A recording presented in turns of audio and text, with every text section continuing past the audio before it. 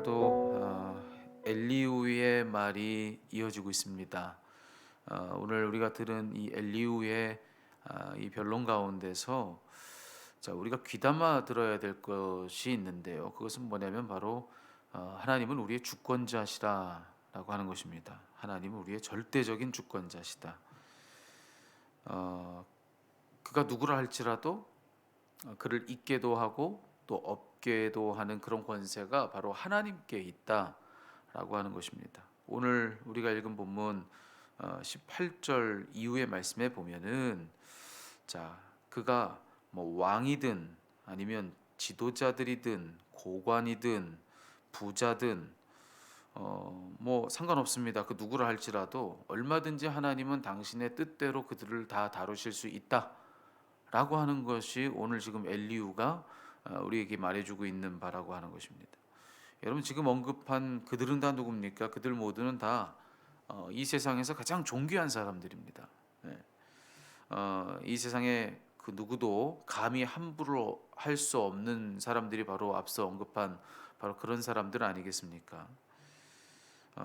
그런데 그런 높은 위세를 가진 그들에 대하여서 오늘 엘리후가 말해주기를 아무리 그렇다 할지라도 소용없다. 하나님 앞에서는 그들은 아무것도 아니다라고 하는 그런 이야기를 들려주고 있는 것입니다.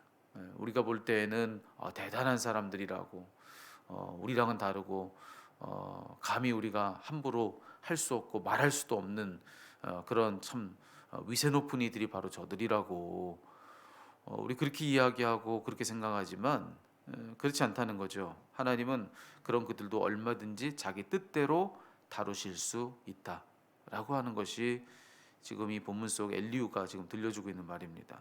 이유가 있죠. 19절 후반절에 보면은 그 이유를 엘리후는 이렇게 말해주고 있습니다. 여기 보면은 이는 그들이 다 그의 손으로 지으신 바가 됨이라 이렇게 되어 있습니다.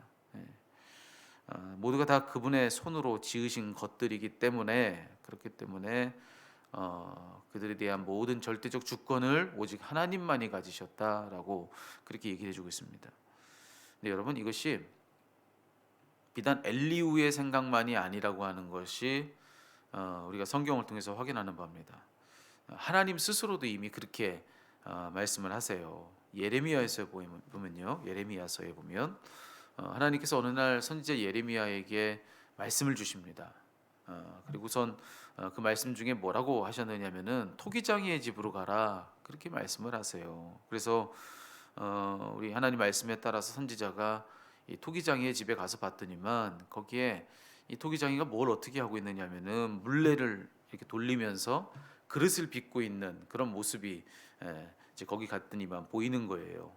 근데 거기 가서 이 토기장이가 그릇을 빚는 모습을 가만히 보고 있노라니 모든 결정권이 다 토기장이에게 있는 겁니다. 가서 봤더니 그런 거예요. 흙을 가지고서 어떤 그릇을 어떻게 빚을지 그것은 다 전적으로 누가 결정하는 것이냐? 그거 만드는 토기장이가 다 결정하는 거란 겁니다. 그리고 또 일단 어떤 그릇을 빚겠다고 해서 꼭 그래야 되는 것도 아닙니다. 꼭 반드시 그래야만 하느냐? 그것도 아닌 거예요. 어떤 그릇을 한참 막 빚다가도 중간에 원치 않으면 그러면 얼마든지 그거 부수고서 그 흙 가지고 뭐 그와 다른 그릇을 빚을 수도 있다는 겁니다. 그런다고 뭐라고 할 사람이 있느냐? 아무도 없습니다. 아무도 뭐라고 할 수 없습니다. 당연하지 않겠습니까? 내가 만드는 걸 가지고서 내 맘대로 하겠다고 하는데 여러분 그거 누가 뭐라고 할 수가 있겠어요? 그럴 수 없죠. 그래서 하나님은 바로 토기장의 집에서 그런 장면을 보여주신 다음에 예레미야에게 뭐라고 말씀하셨는가? 여러분 들어보십시오. 하나님의 말씀입니다. 예레미야서 18장 6절에 여호와의 말씀이니라 이스라엘 족속아 이 토기장이가 하는 것 같이 내가 능히 너희에게 행하지 못하겠느냐? 이스라엘 족속아 진흙이 토기장이의 손에 있음과 같이 너희가 내 손에 있느니라. 이게 하나님 말씀이에요. 저 진흙이 토기장이의 손에 있는 것처럼 너희도 내 손에 있다. 저 토기장이가 저 진흙을 가지고 자기 마음대로 자기 뜻에 있는 그릇을 빚듯이 나도 너희에게 그럴 수 있다라고 하는 그런 이야기를 하나님이 친히 들려주신 바 있다는 겁니다. 여러분 우리는 자꾸만 우리가 하나님 앞에서 어떤 권리를 가지고 있다고 착각합니다. 저는 착각이라고 말씀드렸습니다. 우리가 권리 있다고 생각해요. 근데 그거 착각이라는 겁니다. 얼마든지 우리가 이렇게 해달라고 하고 또 저렇게 해달라고 하고 요구할 수 있다고 생각합니다. 또 얼마든 우리는 또 왜 이렇게 했느냐고 또 저렇게 했느냐고 따질 수 있다고 생각합니다. 하나님께 대해서요. 근데 정말로 그럴 수 있는 거 맞는가? 여러분, 하나님이 봐주셔서 그렇죠. 네. 하나님이 그런 우리를 봐주셔서 그렇지, 여러분 본래대로 하나님이 우리를 대하신다면 절대로 있을 수 없는 일이라는 것입니다. 예. 여러분, 그런 말이 있죠. 호의가 계속되면 권리인 줄 안다고. 우리가 딱 그런 꼴인 겁니다. 당연히 우리가 권리인 줄 알고 그렇게 당당하게 요구하고 당당하게 불평합니다. 근데 여러분, 호의예요. 원래는 그럴 수 없는 일인데 하나님이 우리 은혜 베풀어 주셔서, 그런 호의를 베풀어 주셔서 마치 그럴 수 있는 것처럼 요구도 하고 불평도 하고 우리 그러고 있지만, 여러분 그런 권리 우리에게 없다고요. 본래대로 한다면 여러분 그런 권리 우리에게 없습니다. 우리가 착각하는 거예요. 자꾸 하나님이 호의를 베풀어 주시니까 여러분 그 우리 권리인 줄 알고 살아가는 겁니다. 그런 생각이 깨져야 된다고 오늘 성경은 이야기해주고 있는 것이죠.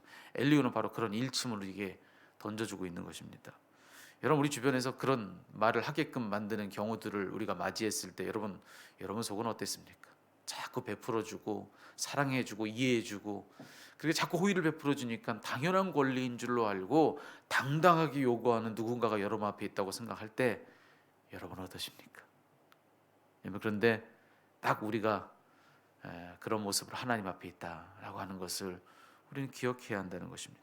그럴 수 있는 거 맞는가? 그럴 수 없다는 거예요. 절대로 그럴 수 없는 일이라는 거예요. 사실은 그렇다는 거예요. 우린 실상 하나님께서 당신 마음대로 우리를 다루셔도 상관없는 사람들입니다. 그런 존재들이에요.